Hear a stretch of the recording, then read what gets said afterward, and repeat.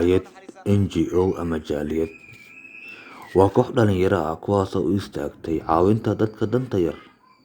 Waxay geliyeen qayb ka mid ah waqtigooda, xoogooda iyo maskaxdoodaba samata bixinta bulshada ay ka dhasheen.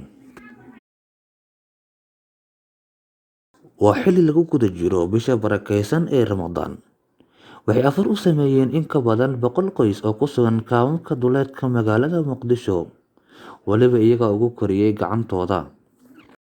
صوم صوم بشهر رمضان صوم صوم صوم صوم صوم صوم بشهر رمضان صوم صوم صوم صوم صوم فرض كأوغا فقراء سكذا سيا سنذيو فرد كأوغا فقراء سكذا سيا سقذ رحل الكيتوسا ربي أسجود بريا ربي أسجود ركوعا سقذ رحل الكيتوسا ربي أسجود بريا ربي ركوعا.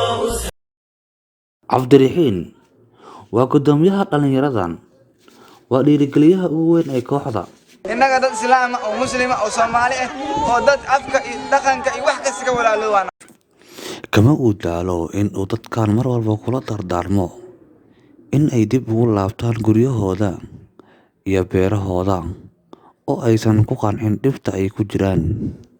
meesha maanta ku dhibtoona waxaa la rabaa inaad ku fikirayso aga bixi lahayn maadaama ogtihiin waxa sheegi lahayn ay ka dhirsantihiin noo balan qaad bas inaad ficil u sameynaysaan ciidi kadib imisa diyaar inay noqonayso ciidi kadib yaay balan qaada inuu noqonayo haddii xal loo helay kama daalayna inaad dhahno mar noqonaysaan sababtoo haddii ay noqotaan idinkana beerihii aa falaysaan xoolihii aa raacaysaan caanihii aa liska soo saaraysaan hilibkii inaga dhanna waa aragteen waxaaba sida caata u nahay.